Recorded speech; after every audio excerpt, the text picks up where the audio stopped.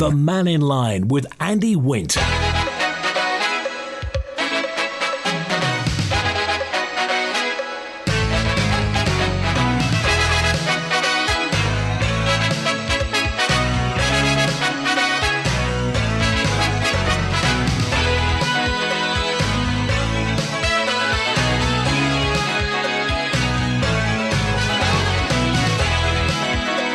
Pastor By, good afternoon. Welcome to Mannin Line on Manx Radio. Your chance on this open line day to have your say about whatever's on your mind. Were you at the Steam Railway Station on Saturday, 150th anniversary, big anniversary for the Steam Railway?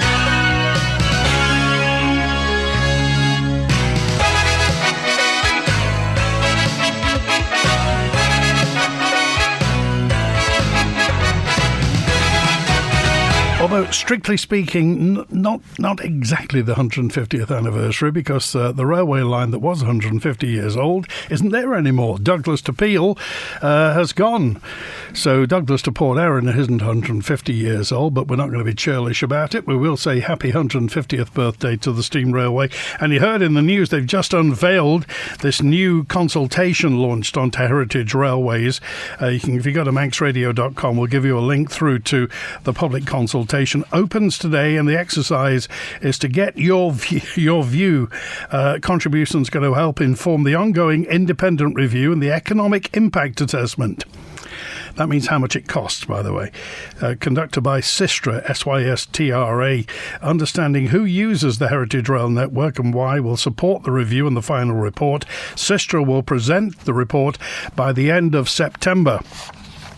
Who knows what they're going to say? That's not a long time. If you've got something to say, if you're for or against the railways, then by all means do have your say if you think it's a good idea that we have the only one of its kind. Charles Gard said this on Friday. We have the only combination of heritage railways in the entire world. No other place on earth has got a mountain railway, an electric railway, a steam railway, a horse tram, and the various other small railways that we've got, like Groudle Glen, the Laxey Mine Railway. Nobody else has got these. So what do we do? Do we keep them? Do we continue to pay for them? Do we use them more? Or heavens above, could we possibly expand them? And I don't know whether you heard in the news as well, it's Alcohol Awareness Week, and Motivate is the charity that helps people with alcohol issues, and just ask you to think about alcohol perhaps in a different way. If you've got anything you want to say about that, or anything you'd like to raise regarding the use or abuse of alcohol on the Isle of Man, then by all means do get in touch. And still, I had a couple of comments about vaping as well. This new legislation is getting close. The new law to protect children from vapes, the Vaping Products Bill 2023, has successfully completed its passage through the House of Keys, prohibiting the sale and supply of vaping products to individuals under the age of 18, to ban the importation of vaping products for those aged 16 and 17, and to bring in point-of-sale restrictions. This means that for retailers accessible to those under the age of 18, vaping products will no longer be permitted to be on open display. Now, how that's going to affect it, what will happen, vaping has just come up out of nowhere, really, and has absolutely gone into the public consciousness. And if you are in charge of young people, if you're a parent or a guardian, you will know that vaping amongst children and young people is absolutely rife and is going nowhere but up. So are we shutting the stable door after the horse has bolted? What do we do about it? How do you stop this? And what sort of penalties do you think should be on retailers for this? It's a complicated subject, because obviously we can stop the sale on the Isle of Man, but people are still going to get it through the web. They can order it online, and still it won't stop what happens in other instances regarding alcohol and cigarettes. Adults may buy them for young people. Where do we get out of this? Vaping was nowhere, really. They were just called electronic cigarettes, weren't they, a few years ago? But now vaping is absolutely everywhere. Howard's first on today. Hi, Howard. Hello, Andy. Just listened to you when you introduced the programme about the consultation on the heritage railways. Yeah. it crossed my mind immediately then that the company that's going to do this consultation, obviously it's an English company or English-based, are they going to be questioning, or it's the wrong term, seeking information from the visiting population coming to the island? Or is it going to be based around locals? And we could find there then that this consultation is biased in so much that there's a lot of people on the Isle of Man want to get rid of all forms of heritage, whether it be railways or otherwise. They want to go to, well, big flat concrete areas with roads everywhere. And the heritage is part and parcel of anybody that's lived here all their lives, and they call themselves Manx, and this is part of us. So if they only ask the population that's on the island living here, then with the introduction of new members of the public from the UK or from various other parts of the world, they will have no interest whatsoever in heritage railways. So it's going to put a bias tweak on the consultation results.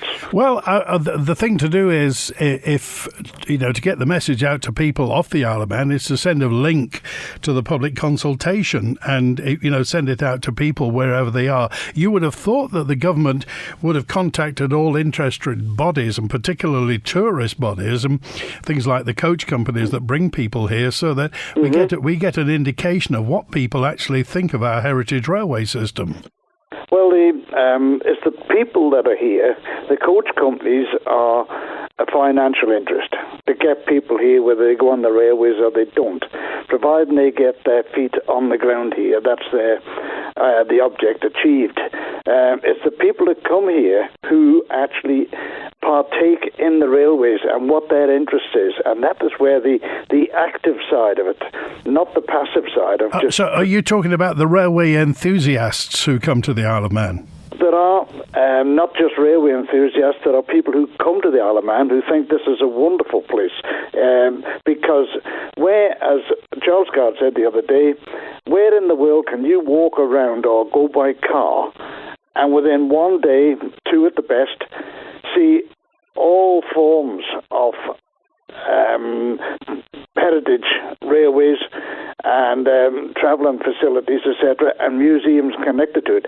In the UK, you go to the likes of Beamish and Crouch and whatnot, but you go to, and you pay to go in there. Here, all you're paying is the fare that you go on. You can go down and look at these trains and wander around them, and it's all here for you.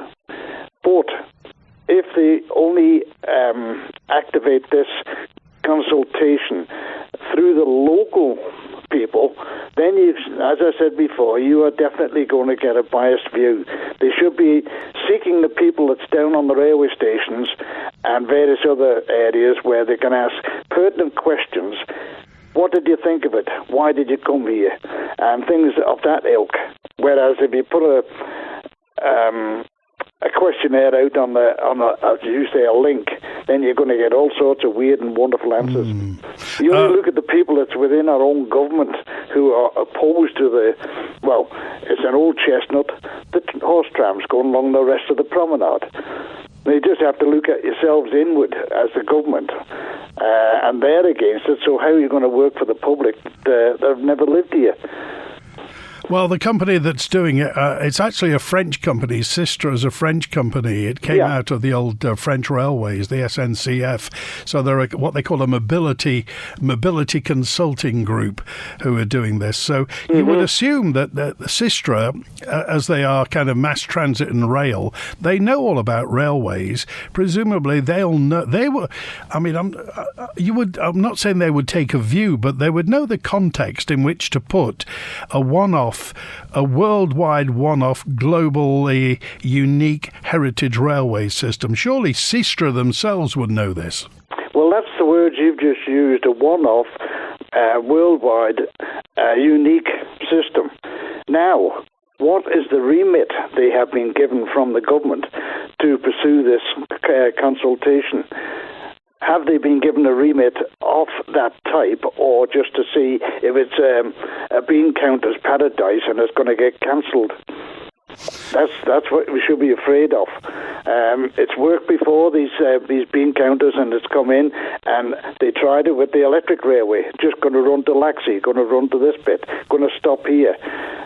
They cancelled the Ramsey station up there. That's back in being again now. But this is the farcical part about it. They're down there celebrating on Saturday, all big smiles and backslapping. And then they put a consultation in, and nobody knows what the remit is for this company that's coming in to look at the interest of the people on the island, not just the financial aspect of it. It's going to be possibly for the next 100 years, hopefully. We'll just see. When you're going back to the not the trains, the vaping, something that the schools should be looking at, and I've been told this by some 12-year-olds, 13-year-olds that are at Ballacameen, that there are children within their own groups, within the schools, who are bringing vaping equipment in and selling it in the schools. So when you were saying before about retailers, the retailers are not always the bad guys. The parents could be buying these for the children to take into school to sell. I mean, do you think this is going to blow itself out, Howard? Do you think it's very... I mean, children and young people are very fashionable and they're very fickle people. So do you think this is something that will just blow over, vaping? No. You've got... cigarettes are becoming the yuck situation. But vaping has now been given the glory by who bought the tobacco companies. They're losing money on the sales of tobacco, etc., because the price is rocketing, and they are now pushing vaping, and that will compensate partially for their losses on the tobacco industry. It's a no-win situation for the people who's trying to stop it. But, as I say, this has been told, and it's not so very long ago, that there are children within the Ballacameen school selling vapes and bringing vaping oils or whatever they call it. I don't smoke, but they're bringing the equipment into the schools, and that these children that are in there know where to buy it. Okay. All right. Thanks, Howard. Okay. Take care. Good to hear from you. David's with us now. Hi, David. Hi, Andy. You want to look at Bemaheg School too, and St. Ninian's there, and somebody needs to address it, whether it's the heads or we have informal police officers. But that's what I didn't want to talk about today. I was told at the weekend by a good source there's another consultation out between buses, cycle paths, and X, Y, and Z, and it goes to a UK company back instead of the Isle of Man. I just wonder who was funding it, whether it was the government, and if anybody's got one that could tell us a little bit more about it. And the other thing, the major thing on it is you can put everything down, your nationality, but Manx. Why would you have a consultation if you can't put your own nationality, as I live here and I'm Manx? Well, that sounds like a UK company then. Yeah, but why do we employ them? Who do we pay? Which government department pays them and says, this is the template we're going to use? And then one of the civil servants says, oh, by the way, you haven't put in the nationality of our locals here, Manx. It really annoys me. And just to our friend who was having to go with the commissioners, and I'll actually send you this by email, but this is the notice they do send out to residents within Onchan. It's Section 51 of the Highways Act 1986, which gives them a notice to be served on an individual. Say it was yourself, and then you've got 21 days to correct it. If not, it goes to a formal procedure. Then the commissioners could walk in and cut it. We just can't come in and cut people's hedges willy-nilly, because the hedge does belong to them. But what we do is serve notice, and they have served a number of notices. How far can people's hedges actually come over the pavement? I mean, can they just go to the level of their wall, or what is it?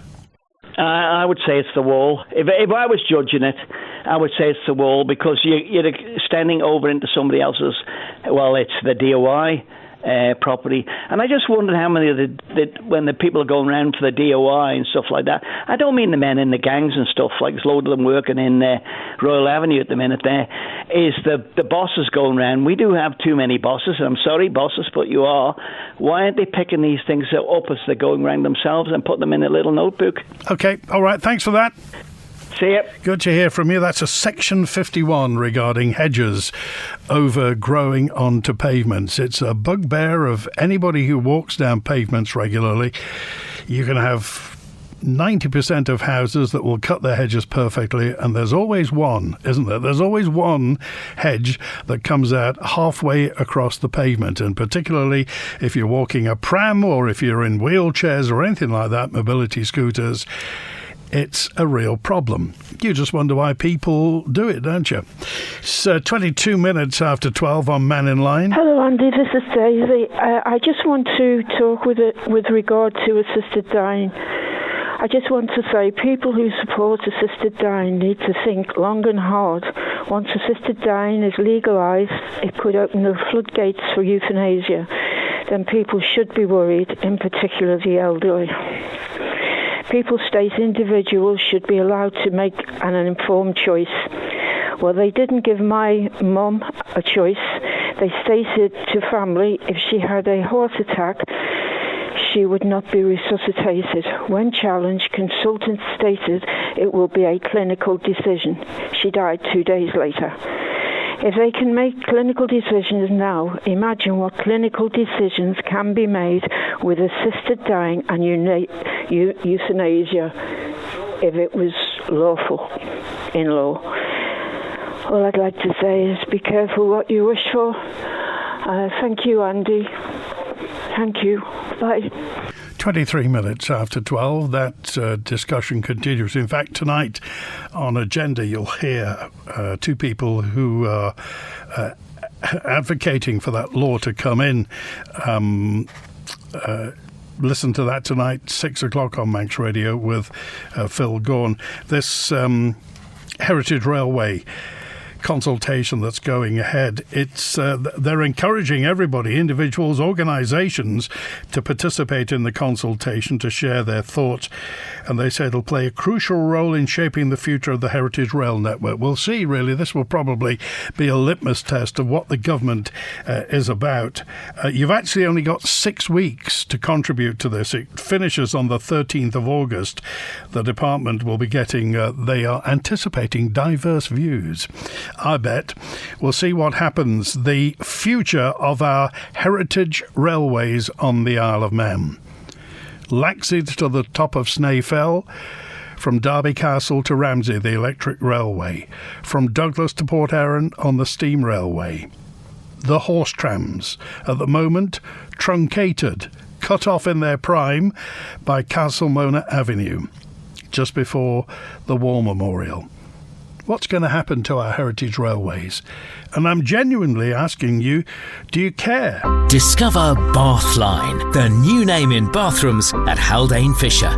Visit their brand new bathroom and tiles showroom in Douglas for a stunning range of bathroom styles and designs. Or get inspired online at bathline-bathrooms.im. Whether traditional or contemporary, Bathline's dedicated in-house bathroom designers will bring your dream bathroom to life. Bathline at Haldane Fisher. Designed for living. If you're an excellent team player with the ability to work with paid and volunteer staff and love to be hands-on, St John Ambulance is recruiting for a commercial training manager. The successful candidate will work closely with the customer, St John trainers and students, and will plan the training calendar, manage trainer allocation and deliver courses when required. If you have a recognised trainer and assessor qualification and would like more information, including a full job description, then email ceo@sja.org.im. Do you know a scrap man? 'Cause I've got scrap to clear. Cars in copper, brass and lead, and I need cash for beer. What? You don't know a scrap man? Gastains at Foxhall is the one for you. Gastains will take all scrap metal and is also licensed for dry cell and lead acid batteries. So don't delay. Ring 801 337 now. So now we know a scrap man and all our scrap's been cleared. Ring 801 337, then have cash for beer. Call cost days today and get yourself a beer. For lunch every day of the week by the harbour in Ramsey is not to be missed. And if you're making plans to see your favourite bands, make the Cool Bar top of your list. At the Carvery on Sundays, you know they'll feed you well. Carl and the team hope you'll give them a bell. Just call 813-045, it's the Mitre Hotel. Time for a jot then, yes sir? Ah, why not? This Wednesday, celebrate Tynwald Day here on Manx Radio. Our special programmes begin at 9:15 with a documentary looking at the visit of King George VI to Tynwald Day in 1945. We'll then be live at St John's to bring you coverage of all the ceremonial proceedings throughout the morning. From 2 o'clock, Howard Kane and Ruth Shimmin will bring you a flavour of the Fairfield through the afternoon, and at 5:30 we'll have a brand new edition of I Am One, our satirical look behind the scenes at the Nation Station. Tynwald Day, on air and online here on Manx Radio, this Wednesday, the 5th of July. The Mannin Line with Andy Wint. 27 minutes past 12, fast to Mike, and hi, Stephen, hello. Hi, Stephen. Hi, Andy, and good afternoon, listeners. Yes, I would just like to echo some of the comments that Howard made in respect of the Heritage Railways, and also Heritage in particular. It was very sad to read on Manx Radio Charles Gard's feeling about the heritage and the built environment, where he's very despondent about the report that's been done by the committee into the heritage and built environment, where he feels that unless we have a champion, that's my words, have a champion, that this report will go nowhere and will sit on a dusty shelf. But just to concentrate on the consultation, the first question is, what's your name? And then it goes on to the next question is, are you a local resident, have visited the island, a business or a voluntary organisation? Well, to echo what Howard has said, I've no idea how this consultation is going to be presented to anybody, but I would have thought the most people, because when you live on it with an attraction, you sort of notice it, and sometimes you have to go and make a special effort to go on them. But how on earth will the visitors know about this consultation and be able to take part? And how on earth would the travel agents and those organisations that are heavily involved in the United Kingdom and further afield that promote heritage railways, how will they be involved and be able to take part in this and report of how much investment and interest they have off island with these? So, and it's a very short consultation. It goes on then, will you publish my response? Can you? Yes. And then the next questions are, do you or your customers use the heritage rail, and if so, how often? Well, these to me are just sort of standard questions which would go nowhere.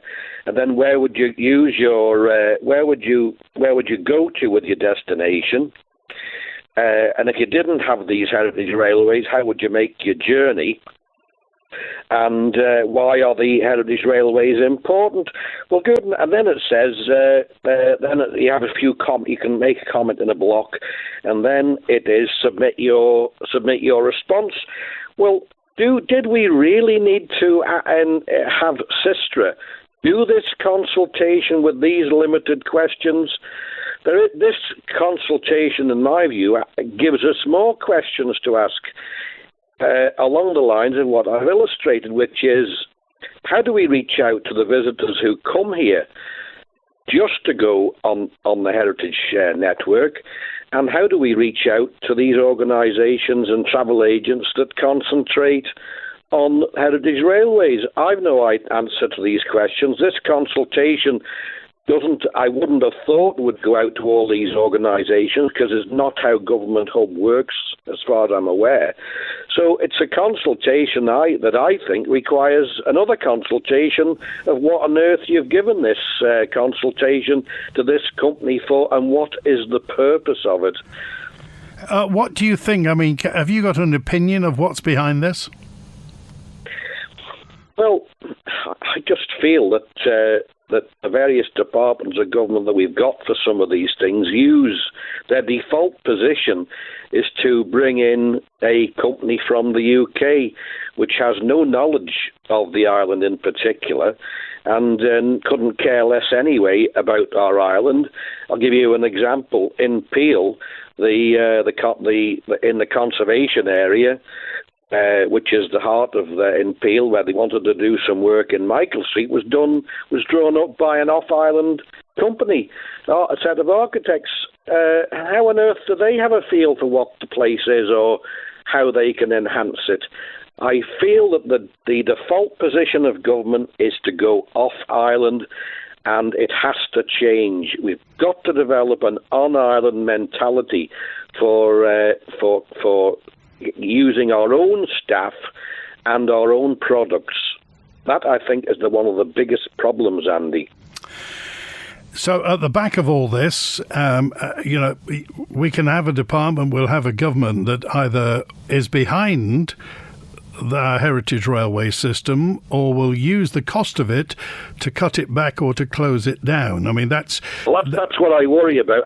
And I have to add this, not that I am in any way, shape or form being a nationalist, but it is a fact that the 17 people in the Keys that are not Manx born. So I'm not suggesting that they haven't got the island at heart, but unless you're brought up here with a lot of these facilities, you can become an administrator and think, well, why do we need them? Possibly a voluntary organisation could take them over as they do in other parts of the UK. Yes. But I think I've said before on this programme, I have some friends who help and are volunteers for National Railways, and what they say is the Isle of Man population is simply too small to draw the volunteers in because the ratio of volunteers to any group is dependent upon the population of the area. In other words, you need millions of people to draw volunteers in to help run a voluntary railway system. As in something like the Severn Valley Railway in Kidderminster and Bridge North in the Midlands, surrounded by 3 and 4 million people and can get many volunteers and has been very, very successful, but costs an awful lot of money to run. Absolutely, Andy, and I think this leads on to a wider question: is how committed is our government to increasing the tourist offering and increasing the numbers that come here? Yes, we have had some private investment in hotels, and that's to be welcomed, but we haven't had any private investment in a tourist-related attraction. Nor have we had that. Nor have we had any ideas from both government and private of just providing a tourist-related attraction. Yeah, that's a very good point. They are hell bent on getting 500,000 visitors per year. But how on earth are we going to attract these people if there's no commitment from government to improve or retain or put the investment into our heritage railways and heritage in general, when we've got problems with some of these things being pulled down? So unless the Department of Enterprise is going to particularly target those companies across who've got expertise in providing attractions, then why would people come here? We have to rely at the moment on the facilities that Manx National Heritage has to offer, and we have to rely on the heritage railways. What else is there? I know that we have some people who run golfing holidays and walking holidays, but you don't hear so much about them now. They're very specialist, and that's to be welcomed, that people who get people to come here on these attractions. But outside of the TT and Grand Prix, we don't seem to have put another attraction in to improve it. That's been said time immemorial. So why are these people going to come to the Isle of Man? 600,000, is that our target, or 500,000? Why will they come here when we haven't got the infrastructure, and at the moment it would not appear to have the support of government in general. OK, all right, Stephen, thanks for calling. Good points. Hi, Wayne. Hiya. Is it Bernie here? Quayle? No, you're live on the air, Wayne. Yeah, I know I'm live. Is it Bernie Quayle I'm speaking to? Sadly, Bernie's no longer with us, Wayne. This is Andy. Sorry. What it is I was a defendant against the Department of Home Affairs. It's not against it's nothing to do with the railway, so sorry to go off that subject. I just find when a person is Manx born and they're given the legal rights to have a lawyer to help them in court against the Department of Home Affairs, which I was against, I was locked up in the COVID pandemic, as they call it, hashtag, and I was given 45 hours, and only 17 were given. The rest were lost. So that's when legal aid stopped. And I in them 17 hours, I didn't even see that court. So after them hours had run out, there was no more legal aid. So did you have to represent yourself in court? I basically had to represent myself against the Department of Home Affairs. I have a brain injury. I've come across sometimes a bit off key, but I don't have the skill, and I don't have, as they call it, a person of lay. Not adequate and not really professional enough to take on a case like that, where basically they bent me over, So you got, tell me, how many hours of legal aid did you get? There was 17 hours legal aid given, then it was cut, and I asked, why was it cut? And he said, because we got the powers. So, there you go. I went into court, I had my days, 5 days were given. It was done in, I think it was 2.5 days, or 2 days and 10 minutes. The final hearing didn't even last 10 minutes. I was in and out. I just need someone to back me up and help me, because this is the story. Was this on the Courier recently? In the Courier? Yes. This is the final person that didn't accept what they were giving out for me. It wasn't about that. It was to get me day in court and to get the proper facts across and to get the proper evidence across. Now that half of it is missing and half of it didn't get explained because I didn't have a legal person there to represent me. So what happens now, Wayne? What happens now? Well, I went to see Deemster Hope, and he basically said to me, blah, blah, blah, blah, and out he went. Even before I could sit down and have a drink of water. That's how quick it was over. That was the final hearing. But how do I get legal aid when it was cut? This is what I can't understand. Yeah, I'm Manx born. My mum and dad have grafted all life. I did have a job until I had a brain injury. I'm trying to get back to work. I've just got, when you go to court and you give you a bundle of papers, I had to go there with 8 files containing at least 5,000 pieces of paper, and it took me days to go through. And there was no point in me doing it.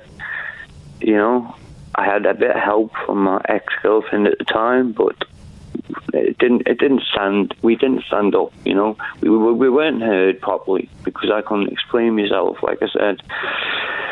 So I'm just wanting a bit of help from the public, to back me. Okay, Wayne, we appreciate that. Thanks. If anybody wants more detail on that, of course, you can find Wayne's case regarding the lack of legal aid that he had. You're on Mannin Line on Max Radio, 19 minutes to 1.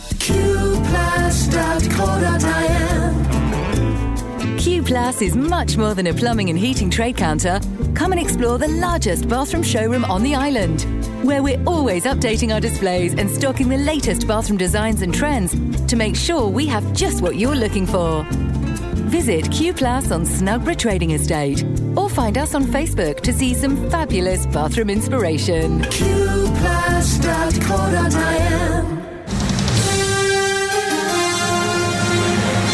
Are you a reluctant landlord, tired of tenant hassles, cursed by constant maintenance, tormented by empty properties producing no rent? Want to escape these worries or get out altogether? At Prime Lettings, we understand your pain and have bespoke solutions to release you from these problems. Ring us on 616 707 for a free confidential chat. Prime Lettings. We're on call and on the ball at 616 707. TGI Fridays, Harry Ramsden's, Greg's, Chiquito. They're each loved for food and enjoyment. And now they've all teamed up with Iceland to bring their famous food direct to you. Piccolino, My Protein and many more, all in one place. Shop right, so anytime you're craving for what makes them famous, we can help. No defrost, no prep, no waste. Straight from the freezer into the oven. And all at great prices. New exclusive brands. Only at ShopRite. Proudly locally owned. Don't miss some red hot bargains in the Tynwald Mills summer sale with up to a blistering 50% off store-wide. Open daily, 10 till 5:30. With the assisted dying bill receiving its first reading in the House of Keys last week, Agenda speaks to assisted dying advocates Trevor Moore and Paul Wetherill. Trevor is chair of UK campaign group My Death, My Decision. Paul is a member of the Manx branch and member of Facebook group Let Me Choose. They paint an eloquent picture in favour of the bill, but are they right? Lots to consider on Agenda this evening at 6 p.m. on Manx Radio. Should politicians be giving power to people to choose when and how their lives should end? Should doctors be given power to be able to end your life if you ask them to? Lots to think about on this week's programme. The Mannin Line with Andy Wint. And we found Elizabeth. Hi, Elizabeth. Hi, Andy. I am, to start with, I am 99. Right. I put in for my new card, bank card. Yes. I'm not quite, about 2 weeks ago, something like that. And it arrived with the PIN number and all the details. Right, I go to, my son's in the hospital, so while I was up visiting him, I went to the cash till to get some money. And 3 times it came up, not, that I couldn't use the card. So I am now without a penny. I haven't got any money at all. And I was on the phone this morning for over 2 hours trying to get onto the bank. And it just kept playing this stupid music and everything. And I'm quite sure I'm not the only person that has suffered from it. So what are the banks going to do about it, Mandy? Elizabeth, when you say you've got no money, you've got no cash, is that what you're saying? I've got no cash, no. I've got the money in the bank, but I can't get to it. I've got enough money in the bank, but I cannot get to it because it's got to come through the card. And which bank is it, Elizabeth? Isle of Man Bank. Okay. In Douglas, obviously. Okay. Do you have enough food and everything in the house? You've got provisions and everything? Yes, I'm okay for that. I have the West Country food. That they deliver it. Yes. So I'm okay on that. And I've got 2 carers coming each day. So did you get any sense at all out of the bank? Absolutely none. All I got was music and messages which were repeated and repeated and repeated over and over again, exactly the same, which said nothing. Okay. And I'm quite sure that I'm not the only person that has happened to. Okay, Elizabeth, just stay there because there's a lady who may be able to help us, and I think her name is... Marion. Oh, sorry. You're the lady who knows all about telephone banking, is that right? No, I don't know all about telephone banking, but I've just had a new Isle of Man card, the same as that lady. Okay, what's your name? Marion. Okay, Marion.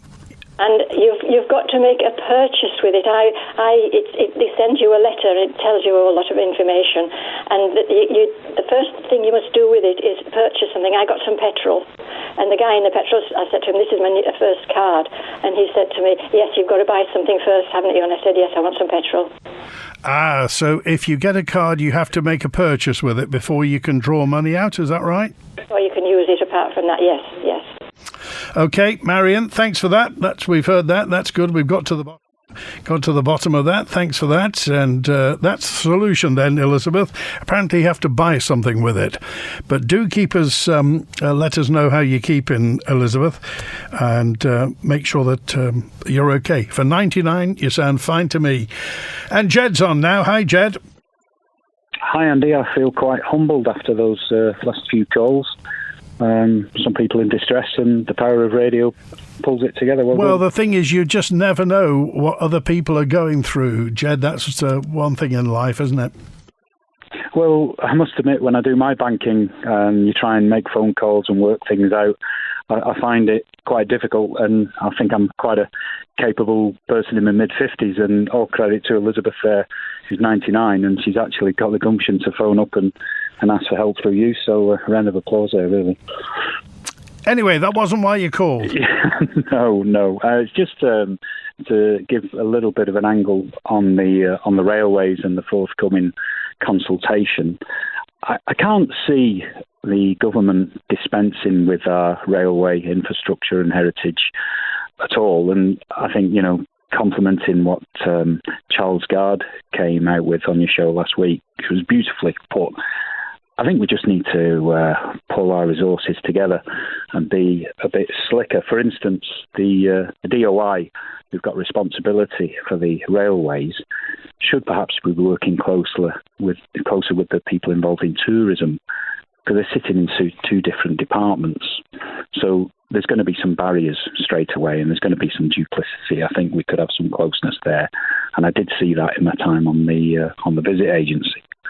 But also, I think we've got to modernise our offering for people who are thinking about visiting the Isle of Man. So if anyone takes time to look at the tourism groups who are visiting and they're enjoying the railways and trams and the electric aspect, they might note that they're a little bit senior in age. And to be ahead of the game, we've got to attract younger people. And I think we've just got to be bold and synchronise the railways with other offerings. The railways can't sit alone as a reason to come to the Isle of Man. So the likes of, say, incorporating, cycling holidays with the railways, so that there's a facility to carry the bikes, and that when you get to a destination, there's a thing to do. So you don't just go down to Port Erin, and I speak to tourists who visit Port Erin, and occasionally they find it a little bit of a struggle to do an activity. So it's kind of putting the jigsaw together that will make our island attractive, really. So where does that have to come from, though, Jed? Obviously, you're a private operator. You're in free enterprise. But does it have to come from the private side of things, or does government have to initiate it? I think, really, we need some bold MHKs who can actually make things happen, first of all.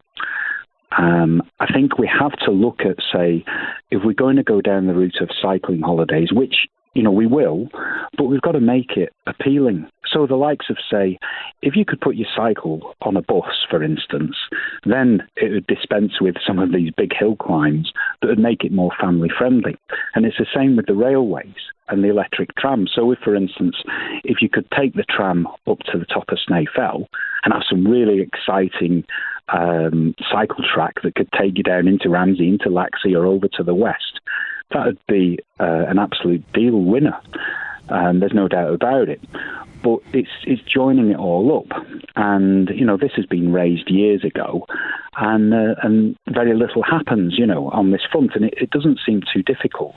And then, of course, we do need to improve our attractions, not only for the visitors, but for our young families that we want to bring to the Isle of Man. So, for instance, someone mentioned about the indoor go-karting centre that would be a big success. Well, surely we could put one of those on one of the points on the railway, so it'd be or the tram. I'm not saying you put it in Laxey or whatever, but it could kind of put the jigsaw together, if you see what I mean. So it gives a purpose, and it makes your holiday a bit of an adventure, something that you plan out. So it's just my thought, because I think when you look at the age of the people who are rail enthusiasts, I'm not being cruel here, the age of the people who are supporting them, I think we've got to look at 10 years' time. What will the interest be in them? Who's going to be actually promoting them, pursuing them? I think that's a big question. But ultimately, I think we need some decision makers who can actually make things happen, make the right noises, and create actions. That's a very good point. It's often the elephant in the room, and that is the age of rail enthusiasts. It is predominantly older, it is predominantly male, but as you say, if we could synchronise the offering and put something alongside the rail offering, then the rail offering would just be then something that would facilitate that other offering. Well, it doesn't sit just on its own, but we've got this fantastic vessel in the bay, and Everton didn't get relegated, so we're still going to have 50,000 attending the new stadium with the sea terminal down the road. And if we could make some attractive breaks for normal people, groups of people that want to come away for a weekend and do something fun, okay, so then we're talking about social activities and making our nightlife interesting, and like I said, our attractions interesting. We're not just going to bring tourists to the island, we're going to bring new people to the island and families, and we're going to hang on to, those young people that are a little bit fed up and bored of what the island has to offer at the moment. Have you come to a conclusion, Jed, about how Everton didn't get relegated? It's a miracle, really. But I did say, I'll hope you've got that on record. But I think there's an opportunity there as well. Just a bit of a diversion, even if it's just a billboard on the way to the ground. And with this fantastic ship that we've got in the bay, that's such an injection of pride into the Isle of Man. Let's look at filling every seat. Let's look at bringing people to the island who are going to spend money, because the likes of, say, this last week, I've actually been doing transport for transport groups and the golf tours and what have you, and I see the difference in who the visitors are and what they spend. And I think we've really got to focus on the amount of revenue we can gain through food and drink, and keep our services, our restaurants, our pubs alive, if you like, because if we don't act, these things are just going to disappear as they are, one by one. Okay, Jed, I appreciate your call. Thanks for being with us. Thank you. Cheers now. And George is with us, who's been hanging on forever. George, hi. Hello, Andy. It's George Barker at Ballacalawi. On the night of the 27th, I was having chest pains, and so the morning after, I went down to see the doctor at Dr. Duggan at Port Erin, and she right away wrote all out, everything for me to go into the hospital that day. And my daughter came and she took me into the hospital, and the treatment I had there for the time I was in, absolutely 100% of every person in the hospital, the doctors, the nurses, the cleaners, everybody that came in the room, they were so friendly to me, and it made me feel so much better just with that, And I'm just wanting to, give them a round of applause and let other people know if they have to go into hospital, there's nothing to worry about. You get looked after wonderfully. How are you feeling now, George? I'm okay. We've actually, when I came away the Friday afternoon, I'd forgotten my diary, and so we've got to go in this afternoon to go and pick my diary up and a little bag of other things, I just missed bringing it home with me after with my case when the two drivers came and just sat me in a wheelchair, wheeled me down into their machine in the wagon, and they brought me home, no problems at all. And then when I got home, and I realised that I hadn't got my diary here. Anyway, I rang up yesterday, and they found it there in a little bag. Fantastic. So we're going this afternoon. My daughter's just been and got a great big box of chocolates for them, and we're going this afternoon to go and collect that bag. And I want everyone in that saw to me. I was in Ward 6. I went into the original, for the check over. Then I went into Ward 1 for the day, and then the day after they moved me in Ward 6. Fantastic. George, I hope everything goes well. I hope you get the diary back, and that's a great story to end on. Thank you, George. WINT